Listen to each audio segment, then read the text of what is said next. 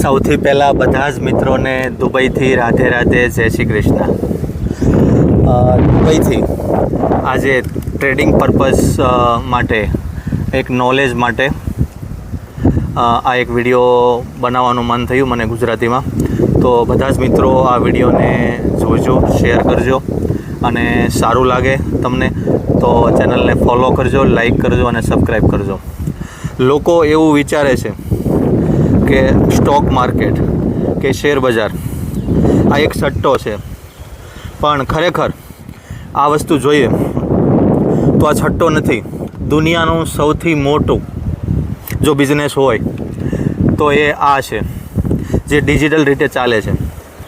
આની અંદર બહુ બધા ફાયદા છે। એ હેતુને લઈને હું આજે થોડી ચર્ચા કરવા માગું છું। આજે થોડું તમને બતાવવા માગું છું કે પહેલું કે સમજો કે આ માર્કેટની અંદર તમે નાનું એવું ઇન્વેસ્ટમેન્ટ કરી અને તમારું કામ શરૂ કરો છો તો આની અંદર બહુ બધા ફાયદા છે। આજે એ ફાયદા વિશે હું તમને થોડું નોલેજ આપવા માગું છું કે પહેલું કે જે તમે મૂડી લગાવી છે એ મૂડી તમારા હાથ પર જ રહેશે। મતલબમાં કે કોઈ વસ્તુ તમે ખરીદી તો એની અંદર સમજો કે તમે ગોલ્ડ ખરીદ્યું, તમે જે મૂડી લગાવી છે એનું, તો એ ગોલ્ડ તમારા હાથ પર જ રહેશે અને એને તમારી સિસ્ટમ અનુસાર તમારો જે રિસ્ક રિવોર્ડ હોય એ પ્રમાણે પ્રોફિટ અને લોસ ફિક્સ કરી અને તમે એને લેવેજ કરી શકો છો। મેઇન મુદ્દો એ છે, મારો કહેવાનો પર્પસ મેઇન મુદ્દો એ છે કે ટ્રેડિંગમાં ફંડ છે એ સિક્યોર છે અને સિસ્ટમથી ચલાવો તો, રિસ્ક રિવોર્ડથી ચલાવો તો લોસ બનવાનો જ છે। કોઈ પણ બિઝનેસની અંદર રિસ્ક રિવોર્ડથી તમે કામ કરશો તો લોસ આવવાની સંભાવના મોટી છે। એટલે કોઈ પણ બિઝનેસની અંદર રિસ્ક રિવોર્ડથી કામ ના કરવું જોઈએ। પહેલાં તો આપણે સિસ્ટમને સમજી અને સિસ્ટમેટિકથી કામ કરવું જોઈએ અને આપણો રિસ્ક રિવોર્ડ છે એ ફિક્સ રાખવો જોઈએ। તો ટ્રેડિંગની અંદર મહત્ત્વનો મુદ્દો એ છે, પહેલો મુદ્દો તમને બતાવીશ કે આ ધંધાની અંદર કોઈ કોમ્પિટિશન નથી। મારી લાઈફની અંદર મેં જોયું, રિસર્ચ કર્યું 20 વર્ષની અંદર તો બહુ બધા બિઝનેસો મેં પણ ખુદ પોતે કર્યા છે અને બધી વસ્તુ મેં એનાલિસિસ કરી અને જોયું તો આ ધંધાની અંદર કોઈ કોમ્પિટિશન નથી। તમને સમજાવું કે આજે સોનું 1,65,000 રૂપિયા આસપાસ ચાલે છે, બરાબર। તમારી પાસે પડેલું છે તો તમારે એને વેચવા જવું હોય તો તમને કોઈ ભાવની અંદર દબાવશે નહીં, કેમ કે જે માર્કેટનો ઇન્ટરનેશનલ જે ભાવ ચાલે છે એ જ ભાવથી તમે સેલ કરી શકશો અને બાય કરી શકશો। એટલે આ ધંધાની અંદર કોઈ કોમ્પિટિશન નથી, એટલે તમે દિલથી તમારો પ્રોફિટ તમે લઈ શકશો, જેથી કરીને તમે જે રોકાણ કર્યું છે, તમે જે ઇન્વેસ્ટમેન્ટ કર્યું છે એનું તમને પૂરું વળતર મળશે।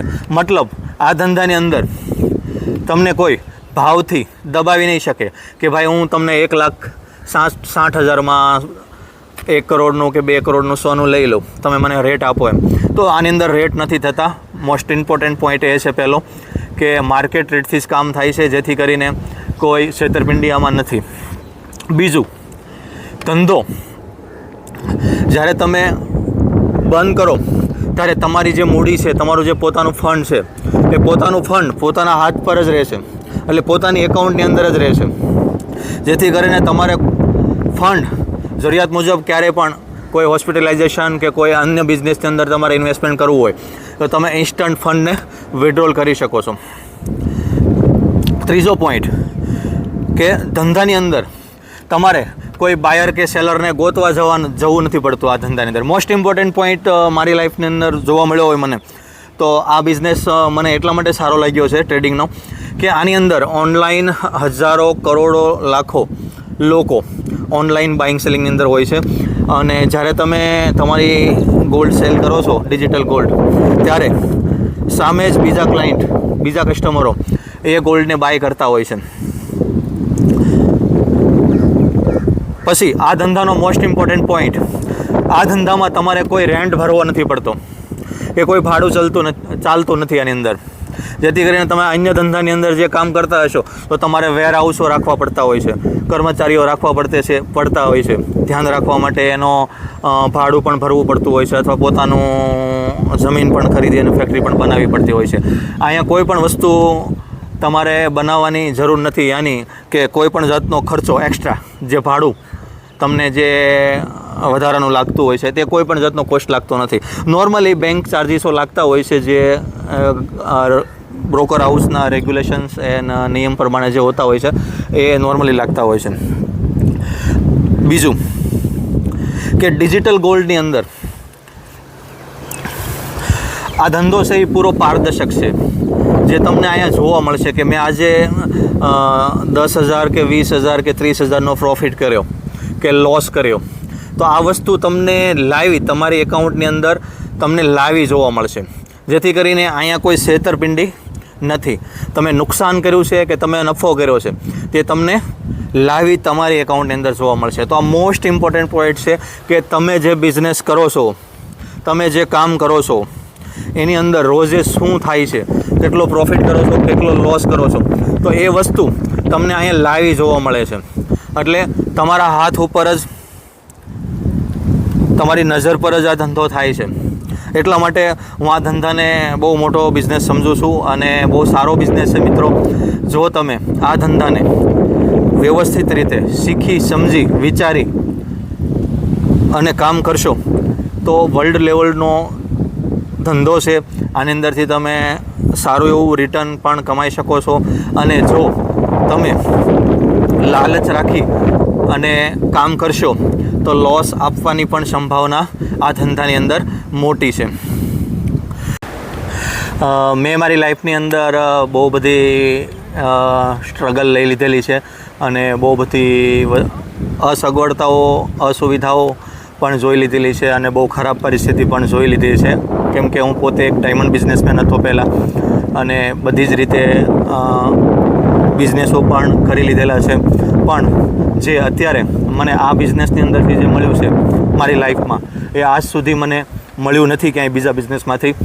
અને એ પણ એક મારા વિચાર, એક મારી મહેનત, એક મારું એનાલિસિસ, એનાથી આજે હું સારા એવા લેવલ પર ફોરેક્સ માર્કેટની અંદર વર્ક કરું છું મિત્રો. અને આ ધંધાની અંદર તમને બધી જ પ્રકારના લોકો મળશે, તમને જોવા પણ મળશે. મને પણ એવા લોકો મળેલા છે કે સંદીપભાઈ, ભગતભાઈ તમે શું કરો છો? તો મેં કીધેલું લોકોને કે હું ફોરેક્સ માર્કેટ કરું છું, ઇન્ડિયન માર્કેટ કરું છું.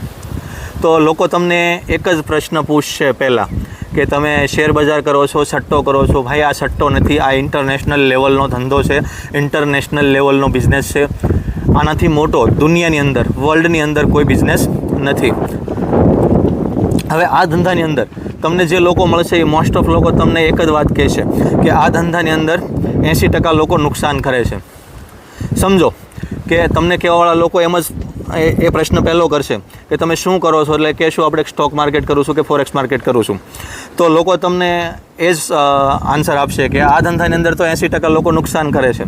તો એ લોકોને મારો એક જ ક્વેશ્ચન છે મારી લાઈફનો, તો હું એ લોકોને એક જ વસ્તુ કહીશ કે ભાઈ તમે એમ કહો છો કે 80% લોકો નુકસાન કરે છે આ ધંધાની અંદર, તો એક વસ્તુ તો રાઈટ બની કે આ ધંધાની અંદર 20% લોકો તો પ્રોફિટ કરે છે.